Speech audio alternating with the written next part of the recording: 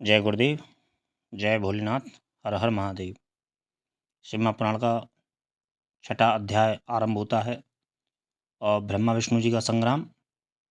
श्री नंदिकेश्वर बोले, पूर्व समय में जब विष्णु जी अपने सहायकों एवं अनुचरों सहित श्री लक्ष्मी जी के साथ शेष शैया पर शयन कर रहे थे, तब ब्रह्म वेत्ताओं में श्रेष्ठ ब्रह्मा जी स्वयं ही वहां जा पहुँचे और विष्णु जी को पुत्र कहकर पूछने लगे कि तू कौन है। हे पुत्र, उठ, मुझे देख, मैं तेरा ईश्वर यहाँ आया हूँ। इस पर विष्णु जी के भीतर क्रोध तो हुआ, परंतु उसे दबाकर उन्होंने ब्रह्मा जी से कहा, हे पुत्र, तुम्हारा कल्याण हो, आओ बैठो, मैं तुम्हारा पिता हूँ, और कहो कि तुम्हारा मुख टेढ़ा क्यों हो गया है। इस पर ब्रह्मा जी ने कहा, समय के फेर से तुम्हें अभिमान हो गया है। हे पुत्र, मैं तुम्हारा संरक्षक ही नहीं हूँ, किंतु समस्त जगत का पितामह हूँ। विष्णु जी ने कहा, रे चोर, तू अपना बड़प्पन क्यों दिखाता है। सारा जगत तो मुझ में निवास करता है, तू मेरे ही नाभि कमल से प्रकट हुआ है और मुझसे ही ऐसी बातें करता है। नंदकेश्वर कहते हैं कि जब इस प्रकार रजोगुण से मुग्ध उन दोनों महानुभावों में विवाद होने लगा, तब वे दोनों अपने को प्रभु कहते कहते एक दूसरे का वध करने पर उद्धत हो गए और युद्ध छिड़ गया। मित्रों, यदि वीडियो अच्छा लगे और तो लाइक अवश्य करना और सब्सक्राइब भी करना। कम से कम सब्सक्राइब ना करो, कम से कम लाइक तो कर ही सकते हो। लाइक में आपका कुछ नहीं जाता है और इतनी गूढ़ बातें तुमको सहज ही प्राप्त नहीं हो सकती हैं। ये मैं तुम्हें शिव पुराण का अध्ययन करा रहा हूँ और उसमें क्या क्या रहस्य छिपे हुए हैं उन चीज़ों को तुम्हें बता रहा हूँ। इसलिए हो सके तो लाइक अवश्य करना और शेयर भी कर सको तो शेयर कर देना, लेकिन मैं लाइक की उम्मीद अवश्य करता हूँ। तो उद्धत हो गए और युद्ध छिड़ गया। हंस और गरुड़ पर बैठे दोनों अमर ईश्वर परस्पर युद्ध करने लगे। उनके वाहन भी लड़ने लगे। देवता आकाश से देखने लगे और दोनों देवताओं पर पुष्प वृष्टि करने लगे। इसी समय ब्रह्मा जी के वक्षस्थल में श्री विष्णु जी ने अनेकों अस्त्रों का प्रहार कर उन्हें व्याकुल कर दिया। इससे कुपित तो ब्रह्मा जी ने भी उनके वक्षस्थल पर कई भयानक प्रहार किए। अग्निवत अस्त्रों के आश्चर्यजनक व्यापार हुए। देवता एक दूसरे के प्रति कानाफूसी करने लगे। युद्ध से भ्रमित विष्णु जी हाँफने लगे, परंतु उसी क्षण शांत होकर उन्होंने ब्रह्मा जी पर माहेश्वर अस्त्र चला दिया। इससे ब्रह्मा जी को बड़ी चोट लगी और उन्होंने पाशुपत अस्त्र चलाकर विष्णु जी के वक्षस्थल पर आघात किया। इनके पारस्परिक आघातों से देवता अत्यंत व्याकुल हो उठे और उन्होंने कहा, आप दोनों ही अराजकता उत्पन्न करते हैं। अतः यह सारी सृष्टि शिव जी की है कि जिन त्रिशूलधारी की इच्छा बिना कोई एक तिनका भी इधर से उधर नहीं हो सकता। हम लोग शिव जी के पास जाते हैं। ऐसा कहकर देवगण चंद्रशेखर श्री महादेव जी के पास गए। महादेव जी अपनी सभा में उमा सहित मणि में दिव्य सिंहासन पर विराजमान थे। देवताओं ने साष्टांग दंडवत कर श्री महादेव जी को नमस्कार किया। उनको नमस्कार करते देख श्री महादेव जी ने उन्हें अपने पास बुला लिया और अर्थगंभीर वाणी में बोले। 7वां अध्याय। शिवजी द्वारा विष्णु जी को स्वामित्व प्राप्ति। श्री महादेव जी ईश्वर बोले, हे पुत्रो, तुम कुशल से तो हो, कहो हमारे शासन में सर्वत्र शांति तो है ना। मैंने सुना है कि ब्रह्मा और विष्णु परस्पर युद्ध कर रहे हैं और तुम लोग बड़े दुखी हो। अच्छा, तो मैं अपने कुछ गणों को वहाँ भेजता हूँ, तुम लोग चिंता ना करो। यह कहकर शिवजी ने अपने 100 गणों को वहाँ चलने की आज्ञा दी। साथ ही स्वयं महादेव जी भी अपने भद्ररथ पर आरूढ़ हो परिकर बांध चलने को तैयार हुए। देवताओं सहित इंद्र भी उनके साथ हुए। वहाँ पहुँच शिवजी आकाशमंडल में बादलों में छिपकर ब्रह्मा विष्णु का युद्ध देखने लगे। उनके सैनिकों ने भी अपने बाधों को बजाना बंद कर अपना कोलाहल शांत कर दिया और शिवजी का ही अनुगमन किया।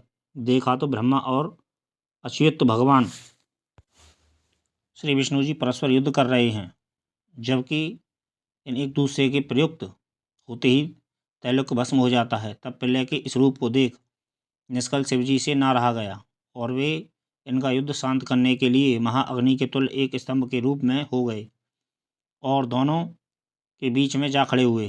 फिर तो उस महाअग्नि के प्रकट होने से वे शांत हो गए। अस्त्रों के शांत होने पर उस अद्भुत दृश्य को देख कर ब्रह्मा और विष्णु परस्पर कहने लगे कि यह इंद्रियातीत अग्नि स्वरूप स्तंभ क्या है, हमें इसका पता लगाना चाहिए।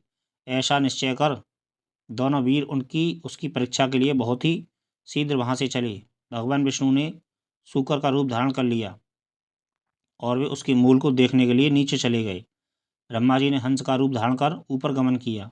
विष्णु जी पाताल में बहुत दूर तक चले गए, परंतु स्तंभ का उन्हें कुछ भी ना पता चला। तब वह फिर युद्धभूमि में लौट आए। उधर ब्रह्मा जी ने आकाश में जाकर केतकी का फूल देखा। उन्हें विश्वास हो गया कि हमने स्तंभ का अंत देख लिया है। वे केतकी का फूल लिए विष्णु के पास आए। विष्णु जी ने उनके चरण पकड़ लिए। तब ब्रह्मा के छल को जानकर ईश्वर को वहाँ तत्क्षण प्रकट होना पड़ा और विष्णु जी ने उनका भी चरण पकड़ लिया। विष्णु जी की महानता से ईश्वर प्रसन्न हो गए। उन्होंने कहा, विष्णु तुम बड़े ही सत्यवादी हो, अतः मैं तुम्हें अपनी समानता प्रदान करता हूँ। 8वां अध्याय भैरव उत्पत्ति तथा ईश्वर ब्रह्मादिकों का अनुग्रह। श्री नंदकेश्वर बोले, उस समय जो महादेव जी को ब्रह्मा जी पर क्रोध आया तो उन्होंने अपनी भौं के मध्य से भैरव नामक एक अद्भुत पुरुष को प्रकट कर दिया, जिसने नमस्कार कर उनकी आज्ञा मांगी। शिवजी ने आज्ञा दी, तुम अपनी लपलपाती तलवार से ब्रह्मा की पूजा करो। यह आज्ञा पाते ही श्री भैरव जी ने ब्रह्मा के केस जा पकड़े। ब्रह्मा थरथर कांपने लगे। भैरव जी ने शीघ्र ब्रह्मा का मिथ्याभासी 5वां सिर काट लिया। फिर उन्होंने उनके और सिरों को भी काट लेना चाहा। ब्रह्मा जी भैरव के चरणों में गिर गए। यह देख विष्णु जी ने अश्रु त्यागते हुए बालकों के समान शिवजी के चरणों का आश्रय लिया और हाथ जोड़कर यह प्रार्थना की, प्रारंभ में ही आप ही ने कृपा कर इन्हें 5 सिर प्रदान किया था, अतः इन्हें क्षमा कर प्रसन्न हो जाइए। शिवजी अपने गढ़ों के मध्य जा प्रकटे। उन्होंने भैरव को मना कर दिया। फिर एक सिर कटे ब्रह्मा से बोले, तुमने अपनी प्रतिष्ठा और ईश्वरत्व के लिए छल किया, अतः अब तुम सत्कार, स्थान और सबसे विहीन किए जाते हो। ब्रह्मा जी शिवजी को ही स्वामिन हे वरद कहकर अपना 5वां सिर मांगने लगे। ईश्वर ने कहा, अराजकता के भय से मैं विश्व स्थिति को बिगड़ने ना दूंगा। हे पुत्र, जो अपराधी है उन्हें तुम दंड दो, लोक मर्यादा का पालन करो। मैं तुम्हें वर देता हूँ कि अब आज से तुम गणों के आचार्य हुए, वही तुम्हारा सत्कार होगा। कोई भी यज्ञ तुम्हारे बिना पूर्ण न होगा। ब्रह्मा जी से ऐसा कहकर ईश्वर उस केतकी के पुष्प से बोले, रे मिथ्याभासी केतक, दुष्ट तू भाग जा, तू मेरी पूजा के योग्य नहीं है। शिवजी के गणों ने उसे दूर भगा दिया। केतक शिवजी की प्रार्थना करने लगा और उसने कहा कि हे नाथ, कुछ तो सुफल कीजिए, मेरे पापों को दूर कीजिए, भला आपकी कृपा से क्या दुर्लभ है। शिवजी ने कहा, मेरा वचन मिथ्या नहीं होता। हम तो तुम्हें नहीं ही स्वीकार करेंगे, परंतु तू मेरे भक्तों के योग्य है और इस प्रकार तेरा भी जन्म सफल होगा। जहाँ मेरी मंडप रचना होगी उसका सिरमौर तू ही होगा। ईश्वर केतक ब्रह्मा और विष्णु पर कृपा कर देवताओं में आए। देवताओं ने उनकी यथोचित पूजा की। शिवजी अपनी शोभित सभा में जा बैठे। 9वां अध्याय ईश्वर द्वारा ब्रह्मा विष्णु को ज्ञान दान। श्री नंदकेश्वर बोले, हे सनत कुमार, अब ब्रह्मा विष्णु हाथ जोड़े हुए शिवजी के अगल बगल में जा बैठे। फिर उठकर पुरुष वस्तुओं से प्रकृति पुरुषवाचक जैसे हार, नूपुर, केयूर, किरीट, मणिकुंडल, यज्ञसूत्र, उत्तरीय वस्त्र, माला, रेशमी वस्त्र, तांबूल, कपूर, चंदन, अगर, लेपन, सुगंधित द्रव्य, सुगंध आदि, धूप, दीप, श्वेत छत्र, व्यंजन, ध्वजा, चमर और मन से अतीत वाणी द्वारा तथा और भी बहुत सी दिव्य वस्तुओं द्वारा उपहार प्रस्तुत कर ब्रह्मा और विष्णु जी ने शिवजी की पूजा की। शिवजी ने उन चढ़ाई हुई वस्तुओं को उठाकर सब में वितरित कर दिया, परंपरा की रक्षा की। पुनः ब्रह्मा विष्णु से पूजित शिवजी प्रसन्न हो उनसे बोले, हे वत्स, ऐसे महान दिन में मैं तुम्हारी पूजा से संतुष्ट हुआ, अतएव अब आज से यह दिन शिवरात्रि नाम से प्रसिद्ध एक बड़ा पवित्र दिन होगा, जो कि मेरी प्रिय तिथि होगी। इस शिवरात्रि के दिन जो मेरे लिंगवीर शिव की पिंड की पूजा करेगा वह षष्ठी विधायक तक होगा।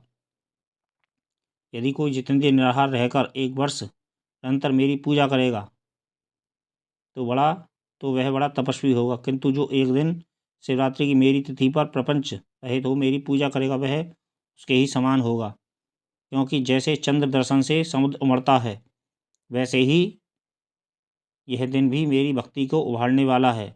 मेरा स्तंभ जो पहले प्रकट हुआ लिंग रूप आद्र नक्षत्र है।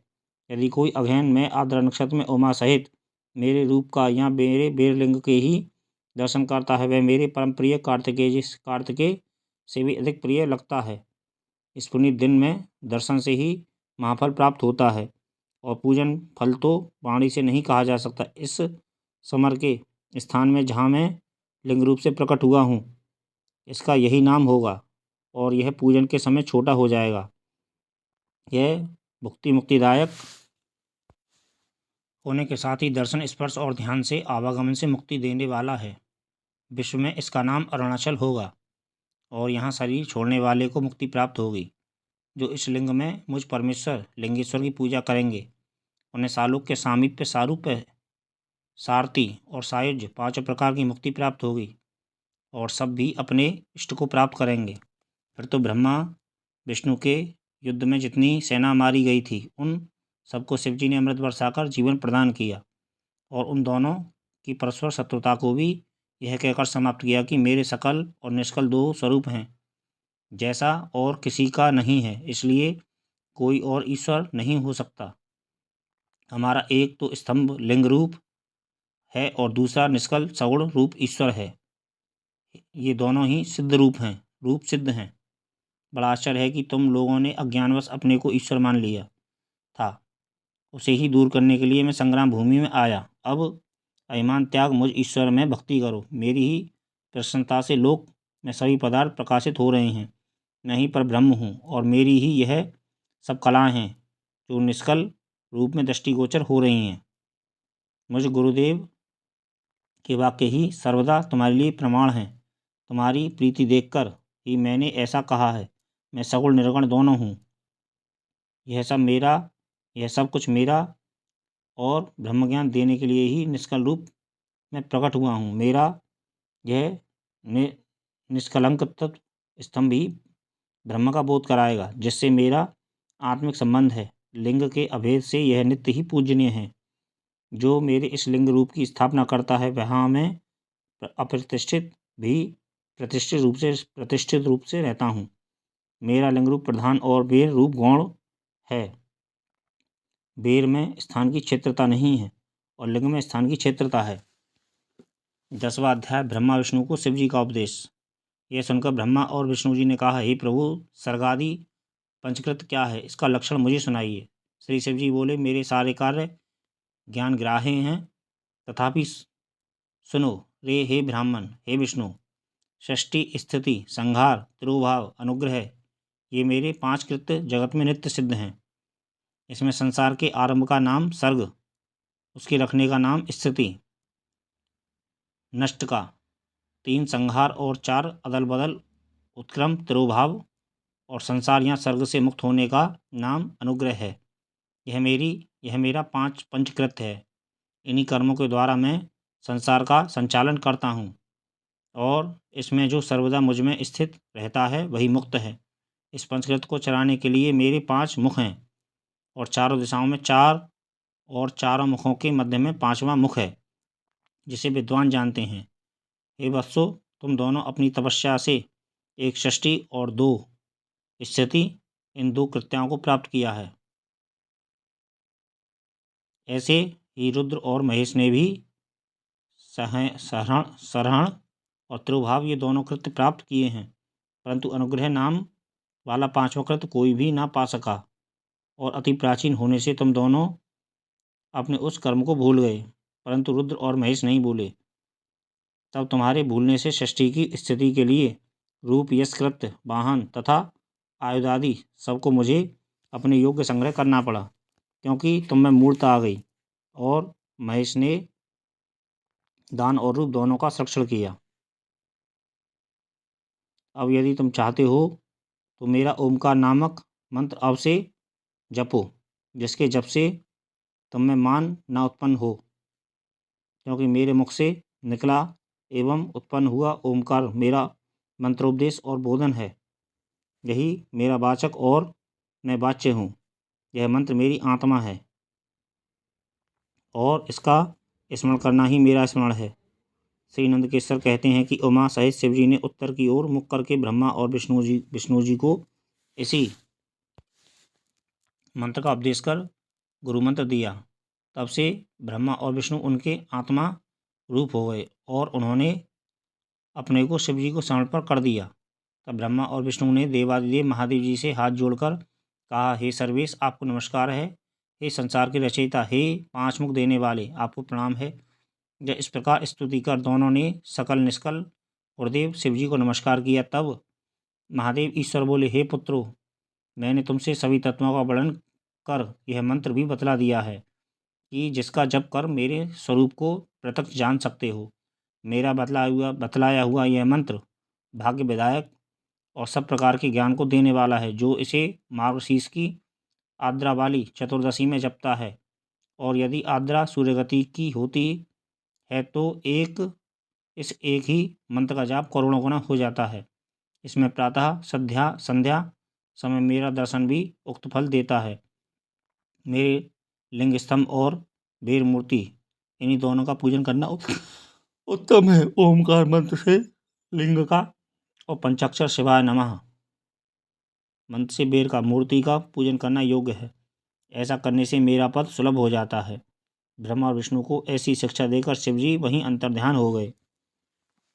तो ये मित्रों, छठे अध्याय से लेकर 10वें अध्याय तक की ये कथा है, और ये इसके बाद में 11वां अध्याय आता है।